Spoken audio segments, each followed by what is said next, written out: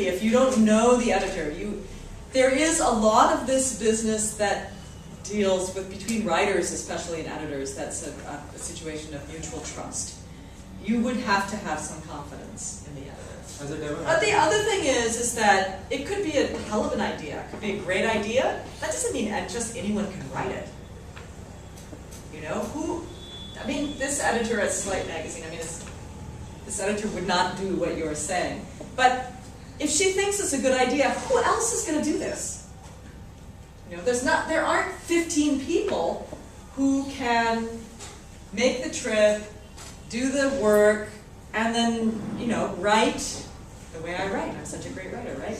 I mean, you know, you have a certain, the editor will decide not only that this is a story he or she wants to run, if the readers will be interested in it, or that needs to be read by the readers, even if they don't know about it yet, okay? A story that needs to be published or broadcast, but that you are the person, the best person to do it.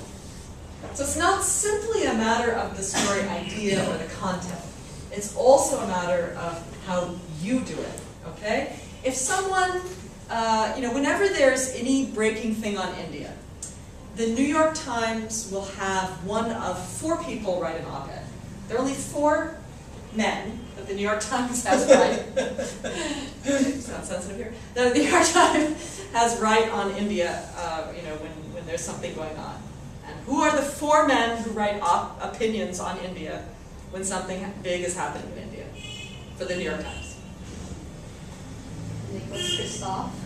No, he's a regular editorialist. I mean, he has a regular column. He's a regular columnist. I'm talking about guest opinion writers. Amitav Ghosh, Shashi Tharoor, Ramchandra Guha. Ramchandra Guha, very good, and Pankaj Mishra. Bus. No one else, okay? And so when something big is happening on India, the opinion page editors will get in touch with one of those 4 guys and say, hey, write, you know, do something for us. Once in a while, Arundhati Roy, actually, that's the female exception on the New York Times opinion page. Okay? Once in a while. Sam. Hmm? No? Okay. Hey, that was a good question. It has happened to me before by CNN, the stealing of the story. Really? Yeah, and I almost fell off my chair. I was in Lahore and I watched it on CNN. Really? It was on Obama's family. Really? And I had already gathered it. I sent them the tapes. They were going to interview me for it. It was all set up. We're friends, and boom, they sent her their correspondent from London to go and do it. So even if you're friends, What did they tell you? well, they said, you know, we're going to send a correspondent over to your house, and we're going to run your piece, and they commissioned it. They bought the video. I mean, they actually paid me for the video. Okay. But then they went and they copied my story, like almost word for word. And the cameraman who I did it with outside of Nairobi, in that small village where his grandmother lives, we were in Pakistan at the time, and we almost fell off our chairs when we saw it. So, and, you know, that's just kind of how it works, I guess. That can be how it works. Happens a lot in our